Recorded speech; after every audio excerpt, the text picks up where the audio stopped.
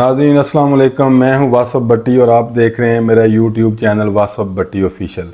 अपना घर होना, अपना घर बनाना या अपने घर में रहना, दुनिया के हर इंसान, ख्वाह वो मर्द हो या औरत, ये उसका ख्वाब होता है, उसकी ख्वाहिश होती है और ये उसका हक़ भी होता है। और इस हक़ को, इस ख्वाहिश को, इस ख्वाब को पूरा करने के लिए हर इंसान, ख्वाह वो गरीब है या अमीर, अपनी पूरी उम्र जद्दोजहद करता है और इसके हसूल के लिए अपनी बेहतरीन कोशिशों को बुरे कार लाता है। वो कौन सी ऐसी चीज़ें हैं जिन पे अमल करके नाज़रीन हर इंसान जो है वो घर ख़रीदते वक्त, जायदाद ख़रीदते वक्त उन चीज़ों का ख्याल रखे, जिन चीज़ों का ख्याल रखते हुए जायदाद की जब वो ख़रीद करता है, जब उसको ख़रीदता है किसी से भी, तो कीमत ख़रीद में जो है उसको फ़ायदा हो सके और बाद में उसकी जो मार्केट वैल्यू होती है उसमें इजाफ़ा भी हो। जायदाद, प्रॉपर्टी, घर, जब भी आप इसको ख़रीदने के लिए जाएं तो इन 8 असूलों पे आपने अमल करना है। इन 8 असूलों पर अगर आप अमल कर लेंगे तो यकीन मानिए कि आपको कभी नुकसान नहीं होगा और वो ख़रीदी हुई जायदाद आपके लिए एक मुनाफा बख्श कारोबार में बदल जाएगी। वो 8 असूल कौन से हैं? उनमें सबसे पहला जो असूल है वो ये है कि प्लानिंग और अफोर्डेबिलिटी, यानी कि कोई भी चीज़, ख्वाह वो घर है, प्रॉपर्टी है या जायदाद, जब भी आप उसको ख़रीदने के लिए जाएं तो प्रॉपर आपकी प्लानिंग होनी चाहिए कि कौन से एरिया में आपने ख़रीदना है, आप कितना जो है अफोर्ड कर सकते हैं, आपके पास बजट कितना है। उसके मुताबिक जब आप किसी भी जगह पे जाएंगे टारगेट करके, और आपको पता होगा कि इतना मेरा बजट है और इसमें मैंने इसको मैनेज करना है, यानी कि प्लानिंग और अफोर्डेबिलिटी, ये 2 चीज़ें इसलिए ज़रूरी हैं कि बहुत ज़्यादा ये केसेस हमारे सामने आते हैं कि आप किसी भी ऐसी जगह पे जाकर कोई प्रॉपर्टी ख़रीद लेते हैं, जिस प्रॉपर्टी को ख़रीदने के लिए आपके पास एक जो बजट होता है वो पूरा बजट ही नहीं होता, या आपने उसकी प्लानिंग नहीं की होती। आप डाउन पेमेंट, जिसको आप एडवांस कहते हैं या बयाना कहते हैं, वो तो अदा कर देते हैं, लेकिन जो बाद में जब कमिटमेंट होती है, जो बाकी पेमेंट करके आपने अपने नाम इंतकाल या रजिस्ट्री करवाना होता है या फ़ाइल मुकम्मल करवा के कब्ज़ा लेना होता है, तो बाकी पैसे जो हैं फिर वो आपसे नहीं बनते और इस तरह बहुत से मसाइल फिर जायदाद में बनते हैं जो कि बाद में परेशानी का बायस बनते हैं। और दूसरी चीज़ जो है कि उस लोकल एरिया में प्रॉपर सर्च एंड रिसर्च, किसी भी जगह पे जिस एरिया में आप जाके अपनी प्रॉपर्टी ख़रीदना चाह रहे हैं उस जगह को प्रॉपरली आप विज़िट करें, मार्केट वैल्यू उसकी चेक करें, उसके प्राइसेस चेक करें। और ये एक डीलर के पास या एक सेल्स पर्सन के पास आप मत जाएं, कम से कम 3 लोगों से डिस्कस करें और पर्सनल रिसर्च भी करें, ताकि आपको एक मुनासिब, एक तो आपको लोकेशन की समझ आ जाएगी कौन सी लोकेशन आपको सूट करती है, और दूसरा ये है कि इस जगह पे इस प्रॉपर्टी की कोई मार्केट वैल्यू क्या है, इसके असल प्राइस क्या हैं। और तीसरी चीज़ जो है, जो सबसे इम्पोर्टेंट है, वो ये है कि जो सबसे ज़्यादा हमारे पास जो केसेस आते हैं वो ये केसेस आते हैं कि जो लीगल एंड इंस्टीट्यूशनल इश्यूज़ होते हैं, यानी कि उस जायदाद में जो कोई कानूनी या कोई अदारा जाती सुकम होता है इस तरह, क्योंकि पाकिस्तान में ये बहुत ज़्यादा मसाइल हैं। यानी कि अगर किसी जगह पे जहाँ पे जॉइंट प्रॉपर्टी है, जहाँ पे तकसीम का इशू है, वो प्रॉपर्टी आप ले लेते हैं, उससे पहले आप उसको जो है वो परसू ही नहीं करते या उसको देखते ही नहीं है या उस पर सर्च ही नहीं करते कि क्या इसका कोई लीगल इशू तो नहीं है। इसमें बहुत ज़्यादा केसेस, अदालतें भरी पड़ी हैं सिविल केसेस में, प्रॉपर्टी के केसेस के यही मसाइल हैं कि आप जब पैसे भर लेते हैं, जब फाइनल पेमेंट की तरफ जाते हैं रजिस्ट्री करवाने के लिए, इंतकाल करवाने के लिए, तब आपको पता चलता है या तो उस प्रॉपर्टी की कोई ना कोई लिटिगेशन जो है वो पेंडिंग पड़ी होती है, या वो जॉइंट प्रॉपर्टी खाता होता है, या फिर उसके इंस्टीट्यूशनल इशू होते हैं। इंस्टीट्यूशनल इशू अब क्या, मैं मिसाल आपको देता हूँ। यहाँ पे पाकिस्तान के अंदर बहुत सारे ऐसे जोन्स बने हुए हैं जिनको आप रेड जोन कहते हैं, ग्रे जोन कहते हैं, येलो जोन कहते हैं, मुख्तलिफ़ किस्म के ब्राउन जोन कहते हैं। अब सिर्फ मैं आपको एक मिसाल देता हूँ, कोई भी ऐसा एरिया जैसे कैंटोनमेंट का एरिया, कैंट का एरिया, यहाँ पे या कोई ऐसा एरिया है जहाँ पे जो बफर एरिया हम उसको बोलते हैं, यहाँ पे प्लेन्स वगैरह जो हैं उड़ रहे हैं या कोई आर्मी के रिलेटेड हैं,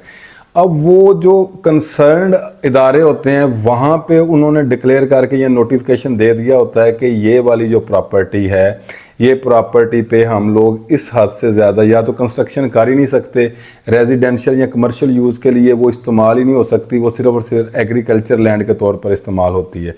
आपको चूँकि इन्फॉर्मेशन की कमी होती है, आप क्या करते हैं, आप उसको रेजिडेंशियल रेट पे या कमर्शियल रेट पे ख़रीद लेते हैं। जब आप जाते हैं पेमेंट करवाने के लिए, जब रजिस्ट्री भी हो जाती है, कल को जब कंस्ट्रक्शन करने के लिए जाते हैं कमर्शियल या रेजिडेंशियल, तो आपको पता चलता है कि ये तो इंस्टीट्यूशनल इस पर पाबंदी है, ये तो हो ही नहीं सकती, इस पर कंस्ट्रक्शन ही नहीं हो सकती, अगर हो सकती है तो एक लेवल के ऊपर तक नहीं हो सकती, या ये कन्वर्ट नहीं हो सकती कमर्शियल के तौर पे। तो जो सबसे इसमें जो मैंने आपको तीसरा पॉइंट बताया है, ये सबसे अहम पॉइंट है कि आपने इसको देखना है, और उसके बाद जो है फिर आपने उस प्रॉपर्टी की अगर कानूनी और कोई भी इंस्टीट्यूशनल इशू नहीं है, ये आपने इंश्योर करना है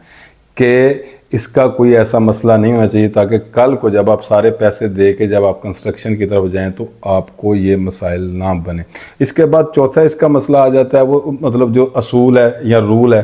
वो रूल क्या है? वो रूल ये है कि work with experienced and trustworthy people. ऐसे लोगों को अपनी सर्विस के लिए आप हायर करें जो उस स्पेसिफिक फील्ड में एक तो उनका एक्सपीरियंस हो, वेल नोन हो, उनकी क्रेडिबिलिटी होनी चाहिए, और दूसरा ये है कि वो ट्रस्टवर्दी हों। इसलिए कि वो जो ट्रस्टवर्दी लोग होते हैं वो कम से कम आपके साथ किसी किस्म का स्कैम नहीं करते, और आपको कोई ना कोई प्रॉपर्टी मुनासिब कीमत में लेके दे देते हैं, जिसका आपको फिर आने वाले वक्त में फ़ायदा होता है। Rule number 5, don't be a fool, यानी कि use your head not your heart. नाज़रीन, बहुत सारे मामलात में, बहुत सारे दुनिया के ऐसे मामलात हैं जब आप दिल से सोचते हैं तो आप बहुत कामयाबी भी हासिल करते हैं, आपको सुकून भी मिलता है, लेकिन जायदाद और प्रॉपर्टी के मामलात में शायद ही ऐसा हो। यानी कि आपने अपने इमोशंस की वजह से कभी भी ब्लैकमेल होकर, कभी भी फूल बनकर कोई भी चीज़ सपोज आपको अगर पसंद आ भी जाती है, तो उस पसंदीदगी में या उस इमोशन में या उस इमोशंस की वीकनेस में आप ये मत भूलिएगा कि इसकी मार्केट वैल्यू क्या है। क्योंकि जो लोग कंस्ट्रक्टर हैं, जो लोग सेल्समैन हैं, जो लोग इस कारोबार को समझते हैं, उन लोगों ने कुछ ना कुछ ऐसी चीज़ें उस प्रॉपर्टी में या उस घर में बनाई होती हैं जो फैसिनेटिंग होती हैं आपकी बच्चों के लिए, आपकी वाइफ के लिए, और बिलखसूस ये 2 फैक्टर जो हैं, यानी कि जो फीमेल फैक्टर है और जो चाइल्ड फैक्टर है, ये दोनों फैक्टर जो होते हैं, ये रियलिस्टिकली नहीं सोचते, ये इमोशनली बहुत ज़्यादा सोचते हैं। और जैसे ही इनको वहाँ पे कोई ऐसी चीज़ पसंद जो उसको अट्रैक्ट करती है, तो ये जो मेल पर्सन होता है जिसने पे करना होता है, ये उसको मजबूर करना शुरू कर देते हैं, यही लेनी है, यही लेनी है, यही लेनी। और जैसे ही आपके डीलर को या सेल्स पर्सन को ये पता चलता है कि ये चीज़ आपको पसंद आ गई है, तो उसी वक्त उस चीज़ की जो वैल्यू होती है या जो उसके प्राइस होते हैं वो 10 से 15% आपसे ऊपर मांग लेते हैं, और आप उसी इमोशंस की जो वीकनेस होती है उसमें बहते हुए वो चीज़ ख़रीद लेते हैं। और rule number 6, negotiate as much as you can, यानी कि बारगेनिंग करें जहाँ तक कि आप कर सकते हैं। इस रूल का मकसद क्या है? इस रूल का मकसद ये है कि ये लीगल और इंस्टीट्यूशनल इश्यूज़ के बाद ये सबसे इम्पोर्टेंट है, क्योंकि जो लोग रियल स्टेट को समझते हैं, जो लोग जायदाद की ख़रीदो फरोख्त को समझते हैं, वो ये भी समझते हैं कि आपका मुनाफा जो होता है वो ख़रीद में होता है, फ़रोख्त में नहीं होता। इसकी मैं मिसाल आपको देता हूँ। इसकी मिसाल इस तरह से है कि आप ये समझें कि एक चीज़ जो है उसकी 1 करोड़ रुपया वैल्यू है, आप उसको परचेज़ कर रहे हैं। अगर आप निगोशिएशन के ज़रिए, सर्च के ज़रिए, गुफ्तो शनीद के ज़रिए या और ज़्यादा से ज़्यादा एक्सप्लोर करके ऑप्शंस को, जब वही चीज़ 1 करोड़ की आप 90 लाख में ख़रीद लेते हैं, तो इसका मतलब ये हुआ कि आपने जिस दिन वो चीज़ ख़रीदी आपको 10 लाख रुपए उसी दिन उसमें बेनिफिट या प्रॉफिट आ गया। और अगर किसी ना किसी जो मैंने रीज़न आपको पहले बताई हैं, उस वजह से, जल्दी की वजह से या किसी भी वजह से वही चीज़ जो करोड़ रुपए की मार्केट वैल्यू की है आप 1 करोड़ और 20 लाख की ख़रीद लेते हैं, इसका मतलब ये है कि उसी दिन आपने 20 लाख का नुकसान कर लिया। और जब उसकी मार्केट वैल्यू बढ़नी होती है, जैसे भी किसी एसेट की बढ़ती है, तो अगर वो 2 साल में जाके 1 करोड़ 20 लाख का होता है, तो आप ये समझें कि आपकी वो 1 करोड़ 20 लाख रुपए 2 साल तक आपने उसको स्टक कर लिया। Rule number 7, don't be pressurise by dealers और सेल्स पर्सन। ये सेल्स पर्सन और जो डीलर होते हैं, जो लोग आपके साथ इस निगोशिएशन में होते हैं या किसी भी डील की ट्रांजैक्शन में होते हैं, ये चूँकि अपनी फील्ड के माहिर लोग होते हैं, एक्सपर्ट लोग होते हैं, और उनको ये एक्सपीरियंस होता है कि किस तरह से जो परचेज़ करने वाला है, ख़रीदार है, उसको किस तरह से उन्होंने फैसिनेट करके या किसी चीज़ को जो है उसकी डील को बढ़ा चढ़ा के पेश करना होता है ताकि फौरी तौर पर ये इसको ख़रीदें। अब एक बात याद रखिए, ये सिंपल रूल है, इसमें कोई ये 2+2=4 वाली बात है, कोई बहुत बड़ी इसमें साइंस या टेक्नोलॉजी नहीं है। जो भी डीलर है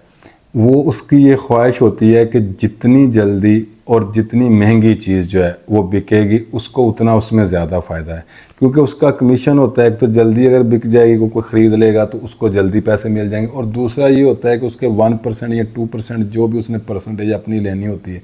वो जितनी मार्केट वैल्यू पे आप चीज़ ख़रीदते हैं या फ़रोख्त करने वाला फ़रोख्त करता है उसके मुताबिक उसको पैसे मिलते हैं। लिहाजा ये याद रखिएगा कि उन्होंने आपको मैक्सिमम प्राइस बतानी है। अब आप क्या करते हैं, आप ये कहते हैं कि ये चूँकि मैं बात कर बैठा हूँ या मैं इसको 2-3 दफ़ा मैंने कह दिया है तो अब इससे ही ले लेनी चाहिए। ये तरीका ठीक नहीं है। ये तरीका इसलिए नहीं ठीक कि उसकी ये ज़िम्मेदारी है कि उसने आपको दिखाना है, लेकिन ये आपका हक है कि कोई भी जायदाद आपने उस वक्त ख़रीदनी है जब आपको वो पसंद हो और आप समझते हो कि इसकी मार्केट वैल्यू इससे ज़्यादा नहीं हो सकती। या तो आप उसके बराबर जो है वो कीमत अदा करें या कोशिश करें कि उससे कम में आपको मिल जाए। यानी कि किसी किस्म के प्रेशर में या ब्लैक मेलिंग में आने की ज़रूरत नहीं है कि अगर डीलर आपको कहता है कि नहीं नहीं जी मैंने तो इतनी मेहनत की है, या वो ये तो हॉट केक है ये प्रॉपर्टी, और ये प्रॉपर्टी आप ख़रीदें नहीं तो कोई और स्नैच करके ले जाएगा, इसके तो बहुत बड़े गाहक हैं। तो आपने उतनी देर तक उसको नहीं ख़रीदना जब तक आपको समझ नहीं आई, और अगर समझ नहीं आ रही तो बिल्कुल उस डील से अलहदा हो जाएं। बहुत ज़्यादा प्रॉपर्टीज़ होते हैं, जब आपके पास पैसे होते हैं तो पूरी दुनिया जो है ये रियल स्टेट है, किसी भी जगह पे आपको आपकी मर्ज़ी की, आपकी जो अफोर्डेबिलिटी होती है उसके मुताबिक जो है वो चीज़ मिल जाएगी। और 8वीं और आखिरी जो असूल है वो असूल ये है कि ये जो सर्च वर्क होता है ये टाइम लेता है। टाइम इसलिए लेता है कि इसमें अगर महीने भी लग जाएं तो कोई बात नहीं, क्योंकि आप ना तो प्रॉपर्टी डीलर हैं ना आप रियल स्टेट इन्वेस्टर हैं, आप एक सिंपल आदमी हैं, आप किसी और प्रोफेशन के बंदे हैं। आप सिर्फ अपने घर के लिए, अपनी जायदाद के लिए या अपना एसेट बढ़ाने के लिए उसमें इन्वेस्टमेंट कर रहे हैं। अब वो इन्वेस्टमेंट जो होती है वो आपकी जनरेशन टू जनरेशन जो है उसने आपको और आपके आने वाली औलाद का एक वो एसेट होता है जिससे आपको फ़ायदा पहुंचना होता है। तो आपने उसमें जल्दी नहीं करनी। यानी कि सम टाइम क्या होता है, हमारे पास जो केसेस आते हैं बहुत दफ़ा जब इनके साथ कोई स्कैम होता है या जेलसाजी या फ्रॉड हो जाता है तो पीछे से क्या चीज़ निकलती है, पीछे से ये चीज़ निकलती है जी ओहो हम तो किराए के घर में रह रहे थे तो मालिक मकान ने हमें बड़ा प्रेशराइज़ किया हुआ था तो फिर जल्दी जल्दी में हमने ले ली है। या तो उसमें वो लीगल इश्यूज़ आ जाते हैं या फिर मार्केट वैल्यू से आप ज़्यादा ले लेते हैं। और दूसरा इसमें और मेन एक बहुत बड़ा फैक्टर है, वो फैक्टर ये है कि जो जॉइंट फैमिली में जो लोग रह रहे होते हैं जब उन्होंने अलहदा होना होता है तो ख़वातीन को बिलखसूस बड़ी ये जल्दी होती है। उन्होंने जो है अपने खामद को बड़ा तंग किया होता है कि जल्दी करें जी, चूँकि वो सफोकेशन का एक एटमॉस्फेयर उनको वहाँ पे लग रहा होता है। और सम टाइम ऐसे हालात होते भी हैं कि जब आप किराए में, ये डेफिनेटली एक इंडिपेंडेंट फीलिंग है, अच्छी फीलिंग है कि आपने अपने घर में शिफ्ट होना है, इंडिपेंडेंट लाइफ गुजारनी है, एक अलहदा ज़िंदगी गुजारने का एक बड़ा एक चार्म होता है और वो है भी। लेकिन इस फीलिंग में, इस चार्म में, इस जो इंडिपेंडेंस की जो आपकी फीलिंग है या वो जो ताने आप सुनते रहते हैं जॉइंट फैमिली में, ये किराएदार जो मालिक मकान का किराएदार के ऊपर एक प्रेशर होता है।